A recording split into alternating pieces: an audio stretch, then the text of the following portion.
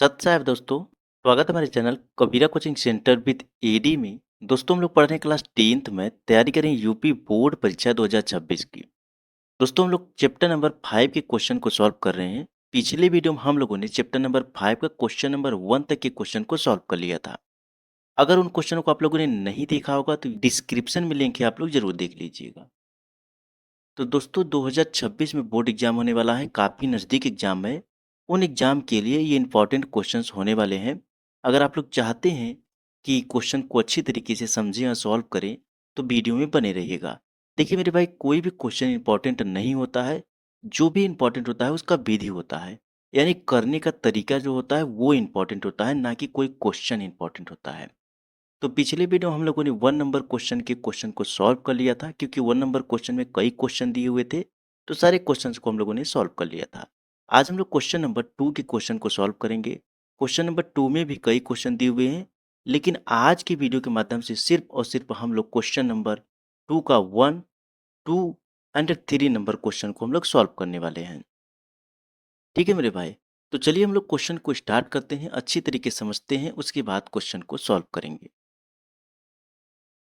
पहले देखिए मेरे भाई, क्वेश्चन में पूछ क्या रहा है, पहले उस चीज को हम लोग समझते हैं, उसके बाद क्वेश्चन को सॉल्व करेंगे। क्वेश्चन नंबर दूसरा, देखिए मेरे भाई क्या बोल रहा है क्वेश्चन में, निम्नलिखित में से कौन कौन समांतर श्रेणी है।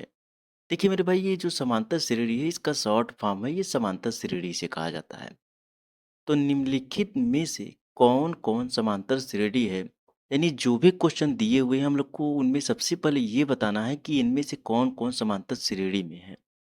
उसके बाद जब वो समांतर श्रेणी में होगा, तो यदि कोई समांतर श्रेणी है तो इसका सार्व अंतर ज्ञात कीजिए और इसके 3 और पद लिखिए। देखिए मेरे भाई, सबसे पहले ये क्वेश्चन जो पूछ रहा है उस पे गौर कीजिए, उसको ध्यान दीजिए कि क्वेश्चन पूछ क्या रहा है। क्या बोल रहा है कि निम्नलिखित में से कौन-कौन समांतर श्रेणी में है। यानी क्वेश्चन नंबर दूसरे में कई क्वेश्चन दिए हुए हैं, सबसे पहले उन क्वेश्चनों को जांच करना है कि ये समांतर श्रेणी में कौन-कौन क्वेश्चन दिए हुए हैं। अगर वो समांतर श्रेणी में होगा, तभी इसके आगे बढ़ना है, यानी सारवंतर निकालना है और उसके अगले 3 पद को लिखना है। अगर समांतर श्रेणी में नहीं होगा, तो वो क्वेश्चन आगे सॉल्व नहीं किया जाएगा। ठीक है?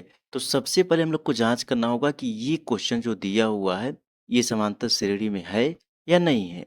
अगर समांतर श्रेणी में है, तो उसका सारवंतर ज्ञात करना है और अगले 3 पद को भी लिखना है। लेकिन अगर क्वेश्चन समांतर श्रेणी में नहीं दिया हुआ है, तो वहाँ पर आगे क्वेश्चन को सॉल्व नहीं करना है। तो इन सारी चीज़ों को मैं आप लोग को बताऊँगा और अच्छी तरीके से समझाऊँगा। सबसे पहले ये मैं आप लोग को समझाता हूँ कि समांतर श्रेणी किसे कहा जाता है। ये जानिए, उसके बाद आगे क्वेश्चन को सॉल्व करेंगे हम लोग। ठीक है मेरे भाई? तो सबसे पहले एक इम्पोर्टेंट नोट मैं करा रहा हूँ, उसको नोट कर लीजिएगा। तो यहाँ पर लिख लीजिए मेरे भाई कि समांतर श्रेणी किसे कहते हैं। यहाँ पर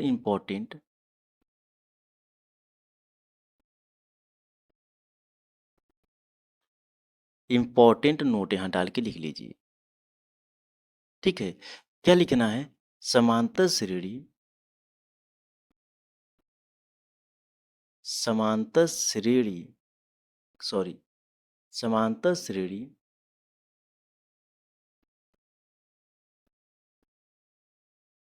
समांतर श्रेणी को ज्ञात करने के लिए ज्ञात करने के लिए प्रत्येक पद में प्रत्येक पद में एक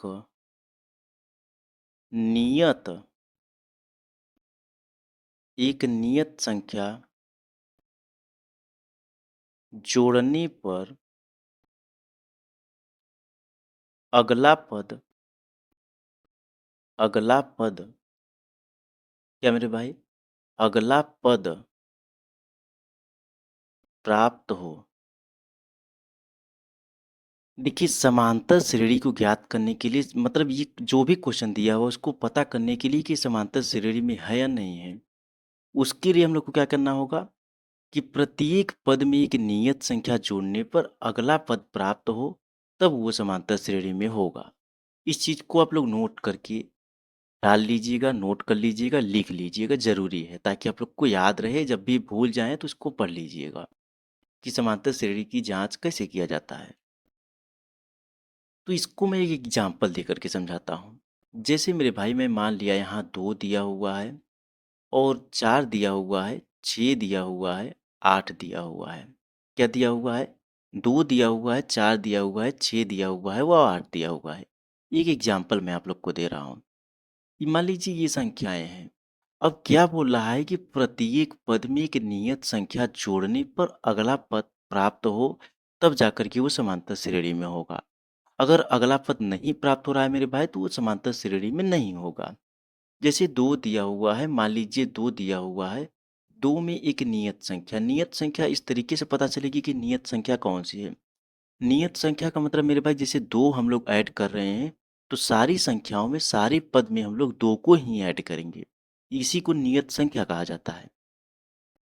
जैसे 2 दिया हुआ है, तो 2 में अगर हम लोग 2 को ऐड करेंगे तब जाकर के 4 प्राप्त हो रहा है। क्या प्राप्त हो रहा है मेरे भाई? 4 प्राप्त हो रहा है। ये पहला पद 2 है, इसमें हम लोग 2 को ऐड किए, तो दूसरा पद यानी जो अगला पद है वो प्राप्त हो रहा है, ये 4 प्राप्त हो रहा है।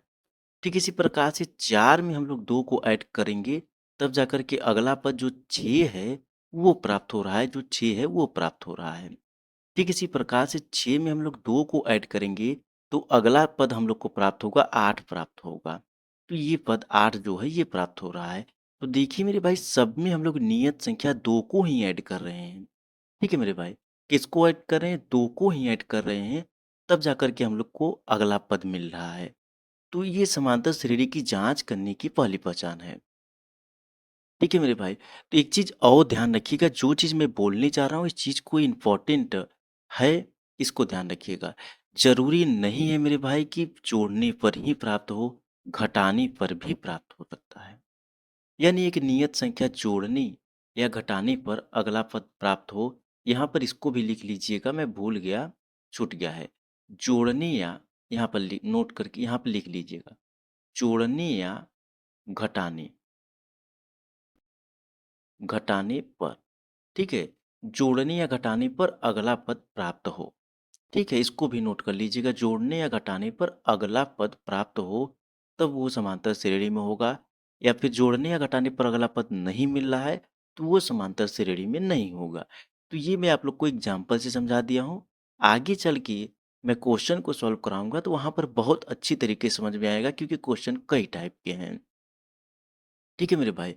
कई क्वेश्चन ऐसे हैं कि जो कि समांतर श्रेणी में नहीं है, कई क्वेश्चन ऐसे हैं जो समांतर श्रेणी में हैं। तो चलिए आगे हम लोग क्वेश्चन नंबर पहले को हम लोग सॉल्व करते हैं। लेकिन उससे पहले कुछ मैं और बताने वाला हूँ, उसको जान लीजिए। देखिए मेरे भाई, जब सारवंतर निकालने के लिए बोला, ये तो मैं बता दिया समांतर श्रेणी की बातें, कि क्वेश्चन की जाँच करनी है कि समांतर श्रेणी में है या नहीं है।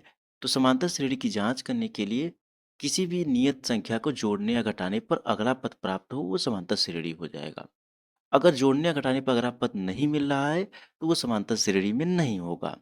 ठीक इसी प्रकार से अब आगे क्वेश्चन में क्या बोला है कि हम लोग को, अगर वो समांतर श्रेणी में है, तो सारवंतर ज्ञात कीजिए। देखिए मेरे भाई, सारवंतर ज्ञात करने के लिए मैं आप लोग को बताया था, सारवंतर ज्ञात करने के लिए हम लोग को क्या करना होगा, दूसरा पद माइनस पहला पद। ये फार्मूला है, आप लोग याद कर लीजिएगा। सारवंतर ज्ञात करने के लिए दूसरा पद माइनस पहला पद कर देंगे, तो आपका सारवंतर हो जाएगा। ठीक है मेरे भाई। और अगले 3 पद को ज्ञात करने के लिए क्या करना होगा? अगले 3 पद को यहाँ लिख लीजिएगा, इसको भी नोट डाल लीजिएगा, नोट। इसको भी नोट कर लीजिएगा, बहुत ज़रूरी है। अगले 3 पद, अगले 3 पद ज्ञात करने के लिए, ज्ञात करने के लिए, अगले 3 पद ज्ञात करने के लिए क्या करना होगा? सार्व अंतर, सार्व अंतर, सार्व अंतर के मान प्लस अंतिम पद, सार्व अंतर की मान प्लस अंतिम पद। देखिए, ये जो मैं बताया कि क्वेश्चन में ये भी पूछ रहा है अगले 3 पद ज्ञात कीजिए। तो अगले 3 पद को ज्ञात करने के लिए हम लोग को क्या करना होगा? सार्व अंतर का मान, यानी दूसरा पद माइनस पहला पद हम लोग कर देंगे, तो जो भी आएगा वैल्यू उसके मान को रखेंगे और अंतिम पद को रखेंगे। ठीक है मेरे भाई? तो चलिए, ये सारी चीज़ें आप लोग नोट कर लीजिएगा। अब क्वेश्चन को मैं सॉल्व कराऊँगा तो वहाँ पर सारी चीज़ें मैं बताऊँगा कि ये समांतर श्रेणी में है या फिर नहीं है, या फिर सारवंतर कैसे निकालेंगे, और जो अगले 3 पद हैं उसको भी मैं बहुत अच्छी तरीके से समझाने वाला हूँ आप लोग। सिर्फ़ और सिर्फ़ ध्यान से समझिए, ध्यान से वीडियो को देखिए और मेरी बातों पे गौर कीजिए बस आप लोग, ठीक है? चलिए, अब हम लोग क्वेश्चन को सॉल्व करेंगे तो बहुत ही अच्छी तरीके से आप लोग को समझ में आएगा। देखिए मेरे भाई, क्वेश्चन नंबर पहला क्या है मेरे भाई? क्वेश्चन नंबर पहला क्या दिया हुआ है? 2, 4, 8, 16 दिया हुआ है। ये संख्याएँ आगे भी हो सकती हैं। 2, 4, 8, 16, 2, 4, 8, 16 दिया हुआ है। तो सबसे पहले क्वेश्चन में क्या बोल रहा है कि समांतर श्रेणी की जाँच कीजिए। मतलब हम लोग को ये बताना है कि समांतर श्रेणी में है या नहीं है। देखिए, मैं आप लोग को ये बताया कि अगर क्वेश्चन समांतर श्रेणी, जैसे मान लीजिए पहला नंबर क्वेश्चन दिया हुआ है। सबसे पहले हम लोग को जाँच करना है कि ये समांतर श्रेणी में है या नहीं है। अगर ये संख्याएँ समांतर श्रेणी में होंगी, तभी हम लोग उसका सारवंतर निकालेंगे और अगले 3 पद को सॉल्व करेंगे। अगर ये संख्याएँ समांतर श्रेणी में नहीं होंगी, तो बस यहीं तक क्वेश्चन हो जाएगा, खत्म हो जाएगा। आगे हम लोग को सार व अंतर और अगले 3 पद को ज्ञात नहीं करना है। तो मेरे भाई, समांतर श्रेणी की जाँच करने के लिए हम लोग को क्या करना होगा? प्रत्येक पद में एक नियत संख्या जोड़ने या घटाने पर अगला पद प्राप्त होना चाहिए। ठीक है मेरे भाई? प्रत्येक पद में एक नियत संख्या जोड़ने या घटाने पर अगला पद प्राप्त होना चाहिए। तो ये जो पहला पद क्या है मेरे भाई, ये 2 दिया हुआ है। 2 के बाद ये तो समझ में आ गया, अगला पद हम लोग 2 जोड़ रहे हैं तभी अगला पद मिल रहा है। यानी सब में हम लोग 2 को ऐड करेंगे और संख्याएँ को नहीं ऐड कर सकते हैं, नहीं जोड़ सकते हैं। ठीक है मेरे भाई? देखिए, घटाने पर तो अगला पद मिल नहीं रहा है, सिर्फ़ और सिर्फ़ जोड़ने पर मिल रहा है। पहला पद 2 दिया हुआ, इसमें हम लोग 2 जोड़ दिए, पहला पद क्या है? 2 दिया हुआ है। देखिए मेरे भाई, ये सारी चीज़ें मैं बताया था, ये जो है 2 है ये पहला पद, जो 4 है ये दूसरा पद, जो 8 है ये तीसरा पद, जो 16 है ये चौथा पद है। तो इसको A1, पहले पद को A1, दूसरे पद को A2, तीसरे पद को A3, चौथे पद को A4 हम लोग कहते हैं। ठीक है? ये चीज़ें मैं आप लोग को बता दिया था, पहले ही बता दिया था। तो यहाँ पर सिर्फ़ और सिर्फ़ मैं क्वेश्चन को सॉल्व करा रहा हूँ। तो पहला पद 2 है, दूसरा पद जो है वो 4 है, तीसरा पद 8 है, चौथा पद जो है वो 16 है। पहले पद में हम लोग, पहला पद 2 है, 2 में हम लोग 2 को ऐड कर रहे हैं, तो दूसरा पद जो 4 है वो मिल रहा है।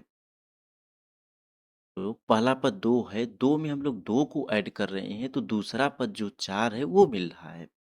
उसके बाद दूसरा पद 4 है, दूसरे पद में हम लोग 2 को ऐड करेंगे, तो तीसरा पद जो है 8 है वो नहीं मिल रहा है, 6 मिल रहा है। तो हम लोग को नियत संख्या जोड़नी है। नियत संख्या का मतलब मेरे भाई, जो हम लोग 2 को ऐड कर रहे हैं, तो सब में 2 को ही ऐड करेंगे। ठीक है? तो यहाँ पर देखिए मेरे भाई, पहले पद में जो पहला पद 2 है उसमें एक नियत संख्या 2 जोड़ने पर अगला पद 4 मिला। लेकिन दूसरा पद जो है उसमें एक नियत संख्या 2 जोड़ने पर अगला पद 8 जो है वो नहीं मिल रहा है। अगला पद क्या आ रहा है? 6 आ रहा है। तो मेरे भाई, ये समांतर श्रेणी में नहीं है। ठीक है? अगर यहीं पर अगर 6 दिया होता, 8 की जगह पे 6 दिया होता और उसके बाद 16 की जगह पे ये 8 दिया होता, तो अगला पद मिलता जाता। ठीक है? तो यहाँ पर नहीं मिल रहा है अगला पद, तो ये क्वेश्चन यहीं खत्म हो गया, क्योंकि ये समांतर श्रेणी में नहीं है। अगर ये क्वेश्चन समांतर श्रेणी में नहीं है, तो हम लोग जो उसका सार व अंतर है और अगले 3 पद को नहीं सॉल्व करेंगे। ठीक है मेरे भाई? अगले 3 पद को भी हम लोग नहीं सॉल्व करेंगे, क्योंकि ये जो संख्याएँ दी हुई हैं क्वेश्चन नंबर पहला, ये आपका समांतर श्रेणी में नहीं है। तो यहाँ पर सिर्फ़ और सिर्फ़ एक चीज़ आप लोग नोट कर लीजिए, अतः क्या लिखना है? अतः यह यह समांतर श्रेणी अतः यह समांतर श्रेणी में नहीं है, नहीं है। क्योंकि क्यों नहीं है? क्योंकि क्योंकि इसमें क्योंकि इसमें एक नियत संख्या, क्या मेरे भाई? एक नियत संख्या संख्या दो जोड़ने पर दो जोड़ने पर अगला पद अगला पद नहीं मिल रहा है। नहीं, सॉरी, अगला पद अगला पद नहीं मिल रहा है या फिर प्राप्त हो रहा है। क्या है मेरे भाई? यह समांतर श्रेणी में नहीं है। क्यों नहीं है समांतर श्रेणी में? क्योंकि एक नियत संख्या दो जोड़ने पर मेरे भाई अगला पद नहीं मिल रहा है, अगला पद नहीं प्राप्त हो रहा है, इसीलिए ये समांतर श्रेणी में नहीं है। तो चलिए आगे हम लोग क्वेश्चन नंबर दूसरे को सॉल्व करते हैं।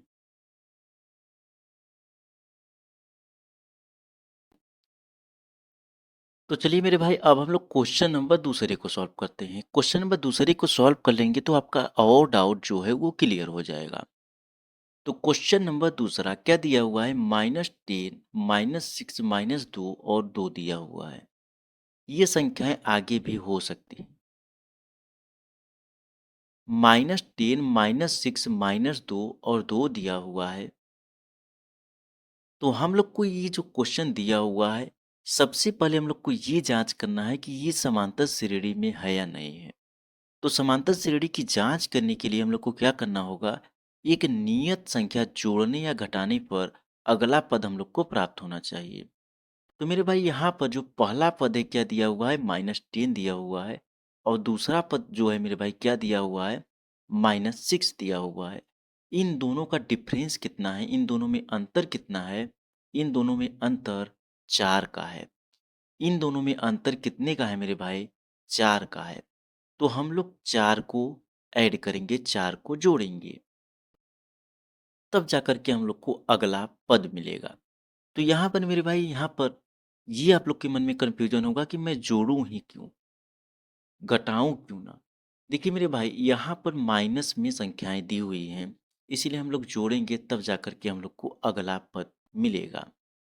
कभी ऐसा सिचुएशन आएगा जब हम लोग को घटाने पर ही अगला पद प्राप्त होगा, तो वो आगे क्वेश्चन में ज़रूर मिलेगा। तो सबसे पहले इसको डाउट क्लियर कीजिए। देखिए एक चीज़ और आपके मन में आता होगा कि यहाँ पर मैं पता कैसे करूँ कि यहाँ पर कौन सी संख्या जोड़नी है या घटानी है। हाँ, ये चीज़ आप लोग डाउट क्लियर कर लीजिए मेरे भाई। मैं पीछे भूल गया बताने के लिए, तो अब सुन लीजिए कि आप लोग के मन में ये होगा कि मैं किसमें कौन सी संख्या जोड़ूं या फिर घटाऊं। तो यहाँ पर मेरे भाई इसमें जो है, इसमें देखा करिए सबसे पहले पहला नंबर जो संख्या है और दूसरा नंबर संख्या के बीच का डिफरेंस कितना है। इन दोनों के बीच का जो भी डिफरेंस होगा, जितने का डिफरेंस होगा, वही हम लोग को जोड़ना या घटाना पड़ेगा। वो क्वेश्चन के अनुसार समझ में आता है कि जोड़ना पड़ेगा या फिर घटाना पड़ेगा। जो भी संख्याएं आगे दी होती हैं, उसके अनुसार हम लोग को डिसाइड करना होता है जोड़ना पड़ेगा या फिर घटाना पड़ेगा। तो यहाँ पर मेरे भाई पहला पद जो है -10, दूसरा पद -6, तीसरा पद -2 और चौथा पद 2 दिया हुआ है। ठीक है मेरे भाई? तो यहाँ पर क्या करना पड़ेगा हम लोग को? यहाँ पर एक नियत संख्या 4 जोड़ना पड़ेगा, तब जाकर के हम लोग को अगला पद प्राप्त होगा। तो जो पहला पद है क्या है मेरे भाई? -10 है। एक नियत संख्या 4 को हम लोग जोड़ेंगे। -10 में एक नियत संख्या 4 को हम लोग जोड़ेंगे। नियत संख्या मैं क्यों बोल रहा हूँ? क्योंकि हर एक पद में 4 को ही जोड़ेंगे तभी जाकर के अगला पद मिलेगा। तो नियत संख्या 4 को हम लोग जोड़ेंगे तो अगला पद जो -6 है वो मिल जाएगा। क्योंकि -10 + 4 हम लोग कर देंगे तो -6 प्राप्त हो जाएगा। तो ये पहला पद जो -10 है, इसमें हम लोग नियत संख्या 4 को जोड़ दिए तो अगला पद -6 प्राप्त हो गया। तो अगला पद क्या है? -6 है। दूसरा पद क्या है मेरे भाई? -6 है, प्लस हम लोग 4 करेंगे क्योंकि एक नियत संख्या जोड़ रहे हैं। तो +4 कर देंगे तो -6 + 4 बराबर क्या हो जाएगा? -2 आ जाएगा। यानी -6 में भी हम लोग +4 को कर रहे हैं, तो अगला पद हम लोग को प्राप्त हो रहा है। जो 2 है, -2 है, वो प्राप्त हो रहा है। ठीक है मेरे भाई? तो -6 में हम लोग को कितना हम लोगों ने ऐड किया, +4 को ऐड किया, तो अगला पद जो -2 है, ये प्राप्त हो रहा है। ठीक है मेरे भाई? अब -2 है जो, -2 प्लस 4 फिर से हम लोग करेंगे, -2 में भी हम लोग +4 को ऐड करेंगे, तब जाकर के अगला पद 2 प्राप्त हो जाएगा। ठीक है मेरे भाई? क्या प्राप्त हो जाएगा? ये जो अगला पद 2 है, ये प्राप्त हुआ -2 प्लस 4 करने पर। तो आप लोग देख रहे हैं सब में एक नियत संख्या +4 को हम लोग ऐड कर रहे हैं, तो अगला पद मिल रहा है। तो ये हम लोगों ने जाँच कर लिया कि हाँ, ये समांतर श्रेणी में है। क्यों समांतर श्रेणी में है मेरे भाई? क्योंकि एक नियत संख्या हम लोग जोड़ रहे हैं, तो अगला पद हम लोग को प्राप्त हो रहा है। तो ये जब समांतर श्रेणी में है, तब जाकर के हम लोग को आगे सारवंतर भी ज्ञात करना है और अगले 3 पद को भी लिखना है। क्यों लिखना है? क्योंकि ये समांतर श्रेणी में है। ठीक है मेरे भाई? तो यहाँ पर ये इसको नोट कर लीजिए। क्या लिखना है? यहाँ पर मैं बोल दे रहा हूँ, यहाँ पर नोट कर लीजिए जो पीछे वाले क्वेश्चन में लिखा था हम लोगों ने वही चीज़ लिखना है। तो यहाँ पर आगे आप लोग नोट कर लीजिए। ये समांतर श्रेणी में है या फिर यह समांतर श्रेणी में है क्योंकि एक नियत संख्या +4 जोड़ने पर अगला पद हम लोग को मिल रहा है। ठीक है मेरे भाई? यह समांतर श्रेणी में है क्योंकि एक नियत संख्या 4 जोड़ने पर अगला पद मिल रहा है या फिर प्राप्त हो रहा है। ठीक है मेरे भाई? तो ये चीज़ें आप लोगों ने लिख लिया। लिख लीजिएगा ये जो मैं छोड़ा हूँ यहाँ डॉट डॉट, यहाँ पर लिख लीजिएगा कि यह समांतर श्रेणी में है क्योंकि एक नियत संख्या 4 जोड़ने पर अगला पद हम लोग को प्राप्त हो रहा है। तो ये समांतर श्रेणी हो गया। अब क्या करना है मेरे भाई, हम लोग को सार्व अंतर निकालना है। क्वेश्चन में आगे देखिए बोला है सार्वंतर ज्ञात करने के लिए। तो सार्व अंतर निकालने के लिए क्या करना होगा, सार्व अंतर। तो सार्व अंतर निकालने के लिए हम लोग को क्या करना होगा, दूसरा पद दूसरा पद दूसरा पद माइनस पहला पद, दूसरा पद माइनस पहला पद। तो मेरे भाई इस क्वेश्चन में देखिए दूसरा पद क्या है, -6 है। क्या है मेरे भाई, दूसरा पद -6 है और पहला पद क्या है मेरे भाई, पहला पद -10 है। कितना है, -10 है। तो -6 प्लस 10 हो जाएगा। कितना हो जाएगा मेरे भाई, -6 प्लस 10 हो जाएगा। तो इसको हम लोग ऐड कर देंगे तो कितना आ जाएगा, 4 आ जाएगा। कितना आ जाएगा मेरे भाई, 4 आ जाएगा। ये जो सार्व अंतर है कितना है मेरे भाई, 4 है। सार्व अंतर कितने का है, 4 का है। देखिए मेरे भाई ये सार्व अंतर याद करने के लिए जो सभी में अंतर हो जाएगा वही आपका सार्वंतर हो जाता है। देखिए इसमें सभी में अंतर कितने कितने का है, यहाँ पर देखिए मैं नोट किया, यहाँ पर जो लिखा हूँ सभी में कितने का अंतर है, 4 का। इसमें भी 4 का, इसमें भी 4। तो यही आपका सार्वंतर भी हो जाता है। इसको समझने के लिए ऐसे भी जो डिफरेंस होता है, जो सभी में अंतर होता है 4 का है, तो इसे ऐसे भी आप लोग समझ सकते हैं कि सभी में अंतर 4 का है, यही सार्वंतर हो गया। ऐसे भी निकाल सकते हैं, जब डायरेक्ट कभी निकालना हो, तो ऐसे भी निकाल सकते हैं, दूसरा पद माइनस पहला पद कर देंगे, तो आपका सार्वंतर निकल जाएगा। ठीक है? अब आगे हम लोग को क्या करना है मेरे भाई, अगले 3 पद को और लिखना है। क्या? अगला अगला 3 पद। क्या मेरे भाई? अगला 3 पद। तो अगला 3 पद को ज्ञात करने के लिए हम लोग को क्या करना होगा, अंतिम पद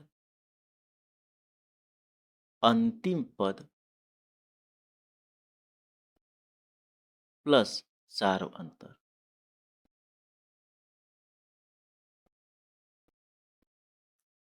अंतिम पद प्लस सार्व अंतर, यानी 3 पद जब याद करने के लिए बोल रहा है तो हम लोग को क्या करना होगा, अंतिम पद प्लस सार्व अंतर। तो इसका देखिए इस क्वेश्चन का अंतिम पद क्या है मेरे भाई, इस क्वेश्चन का जो अंतिम पद है यानी चौथा पद जो है, पहला दूसरा से चौथा पद जो है ये 2 है। तो अंतिम पद क्या है, 2 है। तो अंतिम पद कितना है मेरे भाई, यहाँ पर 2 हो जाएगा प्लस सारवंतर। सारवंतर हम लोगों ने कितना निकाला है, 4 निकाला है। तो 4 हो जाएगा। ये आपका कितना हो जाएगा, 6 हो जाएगा। तो 3 पद ज्ञात करने के लिए बोला है तो ये पहला पद कितना हो गया, जो पहला पद है वो 6 हो गया। पहला पद कितना आ गया मेरे भाई, 6 आ गया। अब दूसरा पद हम लोग ज्ञात करेंगे, क्या करेंगे, दूसरा पद। दूसरा पद। तो दूसरा पद ज्ञात करने के लिए अंतिम पद प्लस सारवंतर। तो इसका देखिए मेरे भाई ये जो आ गया, ये 6 आ गया, इसका अंतिम पद हो गया। ये पहला पद भले हम लोगों ने निकाला है लेकिन इसका अंतिम पद हो गया, क्योंकि 2 के बाद आगे 6 आ जाएगा। क्या आएगा, 6 आ जाएगा। तो ये अंतिम पद हो जाएगा। ठीक है? ये इसका अंतिम पद हो गया। तो यहाँ पर 6 + 4 कर देंगे तो कितना आ जाएगा मेरे भाई? 10 आ जाएगा। ठीक इसी प्रकार से तीसरा पद, तो तीसरा पद हम लोग कर देंगे। तो ये इसका अंतिम पद हो गया मेरे भाई। क्या हो गया? अंतिम पद हो गया। तो 10 + 4 कर देंगे, क्योंकि अंतिम पद प्लस सारवंतर करना है। सारवंतर 4 है तो अंतिम पद क्या है? 10 है यहाँ पर। तो 10 × 4 = 14 हो जाएगा। तो ये इसके तीन अगले पद क्या है? पहला पद 6 है, दूसरा पद 10 है और तीसरा पद जो है 14 है। तीन और पद ज्ञात करने के लिए बोला था। तो पहला पद 6, दूसरा पद 10 और तीसरा पद जो है वो 14 हो गया। ठीक है मेरे भाई? कितना हो गया? 14 हो गया। देखिए यहाँ पर आगे तीन पद और ज्ञात करने के लिए बोला था, 6 हो जाएगा। देखिए मेरे भाई, एक चीज़ और मैं बता रहा हूँ, इस चीज़ को ध्यान रखिएगा कि यहाँ पर जो मैं अंतिम पद, यहाँ पर देखिए 4 को, 2 में 4 को ऐड कर देंगे 6 हो जाएगा। 6 में हम लोग 4 को ऐड कर देंगे तो 10 हो जाएगा। 10 में 4 को ऐड कर देंगे तो 14 हो जाएगा। तो अगले 3 पद और ज्ञात करने के लिए बोला था, तो अगले 3 पद यही 6, 10 और 14 हो जाएँगे। अब आपके मन में ये डाउट होगा, हो सकता है होगा, कि यहाँ पर जो मैं लिखा हूँ, यहाँ पर ये पहला पद हो जाएगा। यहाँ पर 3 और पद ज्ञात करने के लिए बोला था, तो 3 और पद यहीं हो जाएगा। इसको पहला पद मत लिखिए, नहीं कन्फ्यूजन हो जाएगा, आप लोग पहला पद समझ लेंगे। तो अगले 3 पद के लिए और बोला था, तो इसका ये तीनों पद यहीं हो जाएगा। क्या हो जाएगा? 6, 10 और 14। तो आगे ये 3 पद जो है यही हैं, 6, 10 और 14 हो जाएगा। 6, 10 और 14 हो जाएगा। तो ये चीज़ ध्यान रखिए मेरे भाई, यहाँ पर देखिए अंतिम पद प्लस सारवंतर। अंतिम पद क्या था? 2 था। क्या था मेरे भाई? 2 था प्लस सारवंतर 4 हम लोग निकाले थे, तो 2 और 4 हम लोग कर देंगे तो 6 आ जाएगा। जो 6 आ जाएगा मेरे भाई, ये अंतिम पद हो जाएगा। क्योंकि 2 के बाद आगे देखिए यहाँ पर क्वेश्चन में, यहाँ पर 6 आ गया। क्या आ गया मेरे भाई? ये देखिए 2 के बाद 6 आ गया, तो ये इसका अंतिम पद ही हो जाएगा ना। तो ये अंतिम पद हो गया। तो अंतिम पद क्या हो गया? 6 हो गया। 6 में फिर से हम लोग 4 को ऐड कर दिए, 10 हो जाएगा। तो जो 10 आ जाएगा ये अंतिम पद हो जाएगा। क्या हो जाएगा? 10 जो उसके आगे देखिए, 10 जो आ गया ये इसका अंतिम पद हो गया। ठीक है? तो अंतिम पद हो गया। 10 में फिर से 4 में हम 4 को हम लोग ऐड कर देंगे, क्योंकि अंतिम पद प्लस सारवंतर। तो 10 + 4 कर देंगे तो 14 आ जाएगा। तो ठीक है मेरे भाई? तो इतना होने के बाद यहाँ पर एक चीज़ नोट कर लीजिए, अतः यहाँ पर नोट कर लीजिए, अतः यह समांतर श्रेणी में है। सारवंतर, इसका सारवंतर 4 है और इसके अगले 3 पद 6, 10, 14 है। ठीक है मेरे भाई? क्या नोट नोट करना है? अतः यह समांतर श्रेणी में है, इसका सार्व अंतर 4 है और इसके अगले 3 पद 6, 10 और 14 हो जाएंगे। ठीक है? तो यहाँ पर अतः के बाद आप लोग नोट कर लीजिएगा, यह समांतर श्रेणी में है, इसका सार्व अंतर 4 है और इसके अगले 3 पद 6, 10 और 14 हो जाएंगे, या होंगे या होगा, कुछ भी लिख सकते हैं आप लोग। चलिए आगे हम लोग क्वेश्चन नंबर 3 नंबर क्वेश्चन को सॉल्व करते हैं। तो क्या है मेरे भाई? क्वेश्चन नंबर 3 दिया हुआ है 3, उसके बाद 3 + √2, 3 + 2√2, 3 + 3√2 दिया हुआ है। ये आगे भी संख्याएं हो जाएंगी, क्योंकि इसके अगले 3 पद और याद करने के लिए बोला है। ठीक है? तो इसके 3 पद और ज्ञात करने के लिए बोला है। तो सबसे पहले इन संख्याओं को हम लोग को जाँच करना होगा कि ये समांतर श्रेणी में है या नहीं है। तो इसकी जाँच करने के लिए हम लोग को क्या करना होता है? जाँच करने के लिए हम लोग को करना होता है कि ये समांतर श्रेणी में है या नहीं है। कोई भी एक नियत संख्या जोड़ने या घटाने पर अगला पद हम लोग को प्राप्त होना चाहिए। तो यहाँ पर आप लोग देख रहे हैं मेरे भाई, यहाँ पर सिर्फ पहला जो दिया हुआ है, पहला पद जो दिया हुआ है 3 दिया हुआ है। उसके बाद दूसरा पद जो दिया हुआ है 3 + √2 दिया हुआ है। यानी 3 में √2 को हम लोग ऐड कर रहे हैं। तो जो √2 है मेरे भाई, ये एक नियत संख्या है। क्योंकि पहला पद 3 दिया हुआ है, 3 में आप लोग देखिए +√2 को हम लोग किए हैं तब जाकर के अगला पद मिल रहा है। तो यानी ये हम लोग को पता चल गया कि हर पद में हम लोग √2 को ऐड करेंगे, तब जाकर के हम लोग को अगला पद मिलेगा, ठीक है? तो पहला पद क्या है? 3 है। 3 में हम लोग किसको ऐड कर रहे हैं? √2 को ऐड कर रहे हैं, तो अगला पद अगला पद क्या है? पहला पद 3 है, तो 3 में हम लोग √2 को ऐड कर रहे हैं, तो अगला पद जो है वो मिल रहा है, क्या मिल रहा है? 3 + √2 मिल रहा है। अब 3 + √2 में हम लोग किसको ऐड करेंगे? +√2 को ऐड करेंगे, क्योंकि नियत संख्या हम लोग √2 जो है उसको ऐड कर रहे हैं। तो जब हम लोग इसको ऐड करेंगे तो क्या हो जाएगा? 3 + 2√2 हो जाएगा। ठीक इसी प्रकार से 3 + 2√2 में हम लोग एक नियत संख्या √2 को ऐड करेंगे तो अगला पद हम लोग को मिलेगा, यानी 3 + 3√2 हो जाएगा। ठीक है मेरे भाई? तो यहाँ पर आप लोग देख सकते हैं, ये हम लोग एक नियत संख्या √2 को ऐड कर रहे हैं, तो हम लोग को अगला पद मिल रहा है। जैसे मेरे भाई, यहाँ पर देखिए, मैं आप लोग को दिखा रहा हूँ, बता रहा हूँ। देखिए मेरे भाई, यहाँ पर जो पहला पद है 3 दिया हुआ है। पहले पद में हम लोगों ने क्या किया? √2 को ऐड किया, तो अगला पद जो 3 + √2 है ये मिल गया। ठीक है मेरे भाई? उसके बाद आप लोग यहाँ देख सकते हैं, 3 + √2 में, क्या 3 + √2 में हम लोग √2 को ऐड कर रहे हैं, यानी एक नियत संख्या √2 को ऐड कर रहे हैं, तो अगला पद जो है मेरे भाई 3 + 2√2 मिल रहा है। क्या मिल रहा है? 3 + 2√2 मिल रहा है, ये देखिए 3 + √2 मिल रहा है। उसके बाद 3 + 2√2 में देखिए, 3 + 2√2 में एक नियत संख्या √2 को हम लोग ऐड कर रहे हैं, तो अगला पद 3 + 3√2 मिल रहा है। यही मिल रहा है मेरे भाई। तो एक नियत संख्या हम लोग क्या ऐड कर रहे हैं? देखिए, √2 को ऐड कर रहे हैं, तो अगला पद हम लोग को मिल रहा है।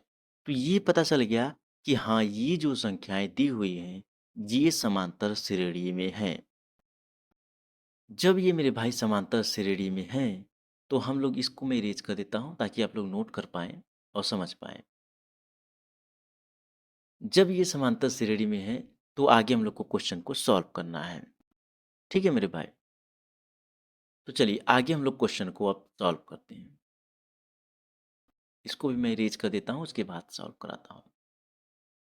तो आगे देखिए मेरे भाई, ये पता चल गया कि हाँ, ये समांतर श्रेणी में है। तो अब क्या करना है? हम लोग को सार्व अंतर ज्ञात करना है। सार्व अंतर। देखिए, सार्व अंतर ज्ञात करने के लिए क्या करना होगा? दूसरा पद माइनस पहला पद, ये कर लीजिए, या तो फिर मेरे भाई ऐसे ही समझ लीजिए, सार्व अंतर सभी में अंतर √2 का है, तो यहाँ पर √2 ऐसे ही लिख दीजिए आप लोग। ठीक है, चाहे ऐसे करिए और चाहे दूसरा पद माइनस पहला पद, यहाँ पर दिखा देता हूँ मैं, सार्वंतर यहाँ पर दूसरा पद, माइनस पहला पद, दोनों करके मैं दिखा देता हूँ, माइनस पहला पद। तो दूसरा पद क्या है मेरे भाई? दूसरा पद है 3 + √2 और माइनस पहला पद क्या है? 3 है। दूसरा पद क्या है? 3 + √2, पहला पद क्या है? ये 3 है। तो ये जो 3 से 3 हम लोग माइनस कर देंगे तो 0 हो जाएगा, तो बचेगा कितना? √2 बचेगा। तो सार अब अंतर ज्ञात करने के लिए दूसरा पद माइनस पहला पद भी कर सकते हैं, या फिर जो हम लोग किए हैं सभी में अंतर कितने का है? √2 का है, यानी सभी में हम लोग √2 को ऐड किए हैं, तब जाकर के अगला पद मिल रहा है, तो वहीं आपका सारवंतर हो जाता है। चलिए, ये हो गया, ये समांतर श्रेणी में इसकी जांच हो गई, और ये इसका सारवंतर √2 है, ये भी हम लोगों ने निकाल लिया। अब अगले 3 पद को हम लोग को ज्ञात करना है, यानी यहाँ पर 3 + 3√2 जो है, इसके आगे अगले 3 पद को हम लोग को ज्ञात करना है। ठीक है? देखिए मेरे भाई, ये एक चीज़ को ध्यान रखिएगा, जैसे 3 + 3√2 जो है, इसके बाद जो भी हम लोग पद को ज्ञात करेंगे, वो आपका अंतिम पद हो जाएगा। क्योंकि देखिए, अभी हम लोगों ने ज्ञात नहीं किया है, तो इसका अंतिम पद, जैसे मैं ये क्वेश्चन नंबर तीसरे का अंतिम पद मैं आप लोग से पूछूँ कौन है, तो आप लोग तुरंत बताएँगे 3 + 3√2 इसका अंतिम पद है। क्या है? 3 + 3√2 इसका अंतिम पद है। तो इसकी बाद जब हम लोग ज्ञात कर लेंगे, जो भी संख्याएँ आएँगी, जो भी वैल्यू आएगा, वो अंतिम पद ही हो जाएगा। ठीक है? तो इसको ध्यान रखिएगा मेरे भाई। चलिए, अब अगले 3 पद को हम लोग ज्ञात करते हैं। तो अगले 3 पद को ज्ञात करने के लिए हम लोग को क्या करना होगा? अगले 3 पद, ये अगले 3 पद, अगले 3 पद को ज्ञात करने के लिए क्या होगा? अंतिम पद, अंतिम पद प्लस सार्व अंतर, अंतिम पद प्लस सार्व अंतर, सार्व अंतर।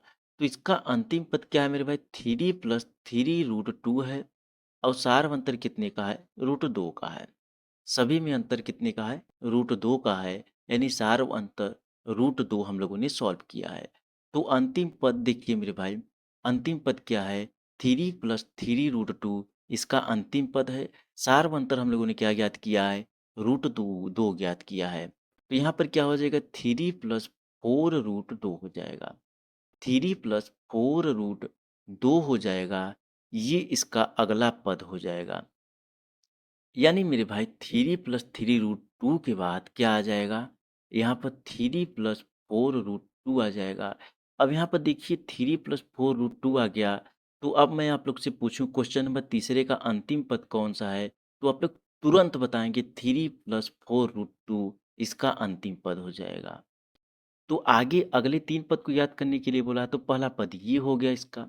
उसके बाद अगले 3 पद को याद करने के लिए बोला है। 3 पद याद करने के लिए क्या करना होगा हमको? हम लोग को अंतिम पद प्लस सारवंतर।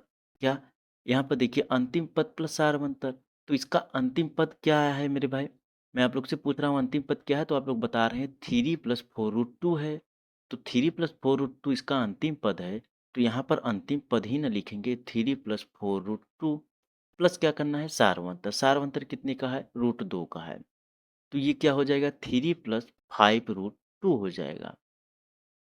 तो इसका अगला पद क्या हो जाएगा मेरे भाई? यहाँ पर क्या आ जाएगा? 3 प्लस 5√2 आ जाएगा। अब मैं आप लोग से पूछूं कि क्वेश्चन नंबर तीसरे का अंतिम पद कौन सा है? आप लोग तुरंत बताएंगे 3 प्लस 5√2 इसका अंतिम पद है। तो 3 पद ज्ञात करने के लिए बोला है। तो 3 प्लस 5√2 इसका अंतिम पद है। तो क्या हो जाएगा? 3 प्लस 5√2 प्लस क्या हो जाएगा? सारवंतर हो जाएगा। कितना क्या हो जाएगा? सारवंतर। सारवंतर कितने का है? 2 का है। तो ये मेरे भाई देखिए 3 प्लस 6√2 हो जाएगा। ये इसका 3 पद हो जाएगा। देखिए पहला पद ये हो गया, 3 पद ज्ञात करने के लिए बोला है। पहला पद ये, इसका दूसरा पद ये हो गया और तीसरा पद ये हो गया। तीनों पद हम लोगों ने ज्ञात किया। ठीक है? देखिए मेरे भाई, ये इसको पहला पद आप लोग क्वेश्चन के अनुसार समझ सकते हैं, लेकिन जो नया 3 पद ज्ञात करने के लिए बोला है उसका पहला पद ये, दूसरा पद ये और तीसरा पद जो अभी ज्ञात किया है 3 प्लस 6√2, ये इसका तीसरा पद हो जाएगा। ठीक है? तो इस चीज़ को ध्यान रखिएगा मेरे भाई कि इसका जो 3 पद याद करने के लिए बोला है, किस तरीके से याद करना है। तो ये सारे डाउट, सारे कन्फ्यूजन क्लियर हुए होंगे। अगर नहीं भी हुए होंगे मेरे भाई तो कोई बात नहीं, मैं आपके साथ हूँ। आगे क्वेश्चन को समझाता चलूँगा, एक-एक क्वेश्चन को बताता चलूँगा, अच्छी तरीके से आप लोग को ज़रूर समझ में आएँगे। देखिए मेरे भाई, जब भी क्वेश्चन को आप लोग प्रैक्टिस करते चलेंगे, अच्छी तरीके से एकदम सॉल्व करते चलेंगे, समझते चलेंगे, तो ज़रूर आप लोग को समझ में आएँगे। और मैं अपने हिसाब से पूरी कोशिश करता हूँ कि इस तरीके से समझाऊँ कि आप लोग को बहुत अच्छी तरीके से क्वेश्चन समझ में आएँ। ठीक है मेरे भाई? तो आशा करता हूँ कि जो भी क्वेश्चन हम लोगों ने सॉल्व किया, आप लोग को बहुत ही अच्छी तरीके से समझ में आए होंगे। मिलता हूँ फिर से एक नई वीडियो में मेरे भाई, तब तक अच्छे से पढ़िए, अच्छे से मेहनत कीजिए, एग्ज़ाम बहुत नज़दीक है। धन्यवाद।